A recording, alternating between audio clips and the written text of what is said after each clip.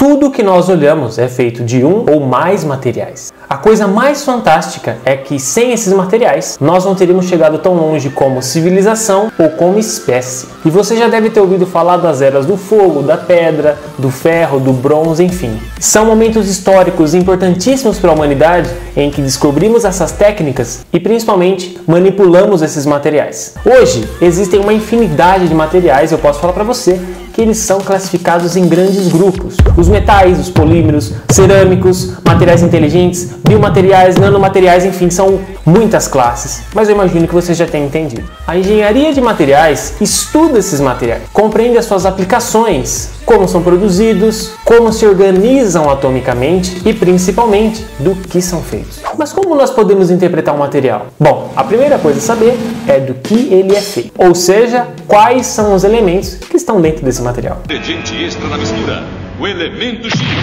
Então, nesse caso, nós estamos falando dos átomos, ou seja, os elementos que constituem esse material. E para deixar nossa explicação um pouco mais simples, nós vamos abordar apenas 3 das classes: os metais, polímeros e as cerâmicas. Os metais e as suas ligas apresentam a ligação metálica, e nesse tipo de ligação, nós vamos ter uma nuvem de elétrons que é compartilhada entre todos os átomos de metal. E é essa nuvem de elétrons que permite com que os metais sejam tão bons condutores térmicos e elétricos. Nos materiais cerâmicos, nós encontramos ligações covalentes, iônicas ou uma mistura entre elas. As ligações covalentes apresentam compartilhamento de elétrons entre os 2 átomos envolvidos na reação. E na ligação iônica, o átomo metálico doa o elétron ao não metálico, formando então 2 íons, um cátion e um ânion. E como eles apresentam cargas diferentes, uma positiva e uma negativa, elas vão se atrair pelas forças de Coulomb. Agora, os polímeros. Essa é uma classe bem interessante. Os polímeros vão apresentar uma cadeia carbônica bem grande. Por exemplo, como o polietileno,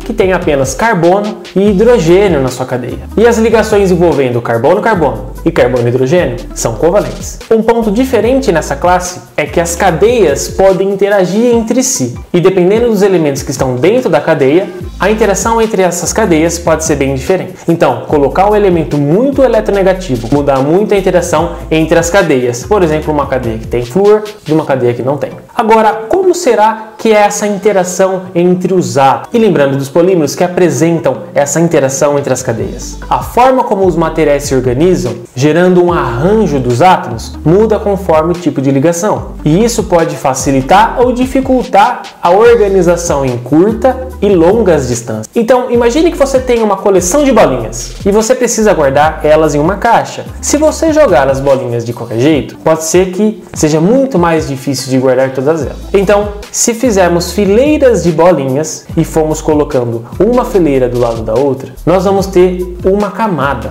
Se colocarmos uma camada sobre a outra, vai ficar muito mais organizado. Se você olhar de lado, vai perceber que existe um padrão, algo que se repete, que nesse caso vamos chamar de célula unitária. Se essas bolinhas fossem na verdade átomos de ferro, nós teríamos a estrutura cristalina do ferro, por exemplo, a cúbica de corpo centrado. Como nós já sabemos, as cerâmicas são materiais diferentes dos metais e isso dado ao tipo de ligação. Um exemplo bem simples de cerâmica é o próprio sal de cozinha. E por causa das cargas do Na+, que é o cátion, e do Cl-, que é o ânion, um cátion nunca vai querer ter do seu lado um outro cátion, mas sim um ânion, de forma com que eles se intercalem ao longo de toda essa cadeia. E comparando com o nosso sistema de bolinhas, nós teríamos 2 tipos de bolinhas, as bolinhas do Na+, e as bolinhas do Cl-.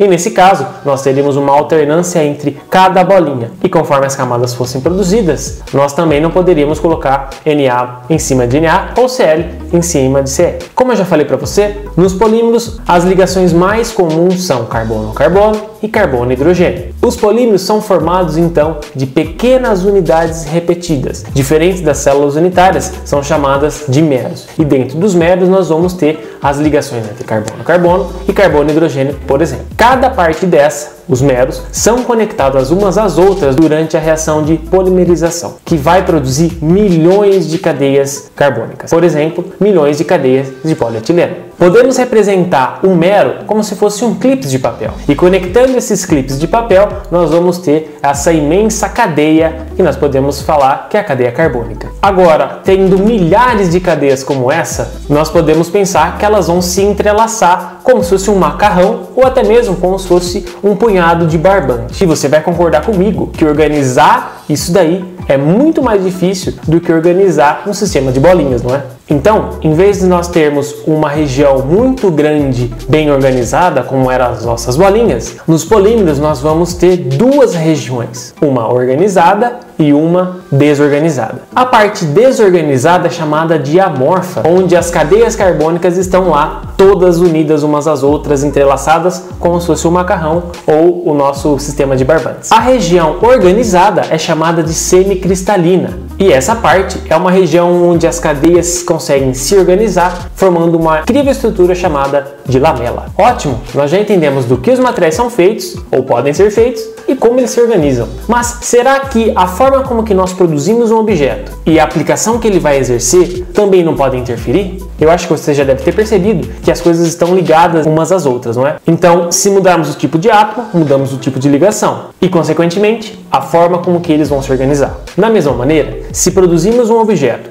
de um determinado jeito para uma determinada coisa e depois remodelarmos esse objeto, ele provavelmente não vai mais poder ser usado para o mesmo objetivo. Então, se mudarmos o processo de fabricação, mas mantivermos a composição, ou seja, os mesmos elementos, tanto a organização dos átomos quanto a função da peça final serão diferentes. Por exemplo, podemos usar uma mola de carro para produzir uma faca, e nesse caso nós vamos usar a mola do carro, forjar ela até ela se formar uma lâmina, passar por vários processos como a têmpera, até chegar no produto final para a gente poder fazer um churrasco. Mas pelo contrário, se mantivermos a aplicação constante, seria possível usar diferentes composições e diferentes processos para produzir o mesmo tipo de objeto. Por exemplo, produzir uma faca de metal e uma faca de cerâmica. Então, nós podemos usar um material e produzir vários objetos com funções diferentes, como por exemplo o aço. Existem várias funções em que nós vamos usar a mesma composição, mas vamos mudar a aplicação e o processo e, consequentemente, a organização dos átomos dentro de cada uma dessas peças. Ou podemos usar materiais diferentes para produzir objetos com a mesma função, como é o caso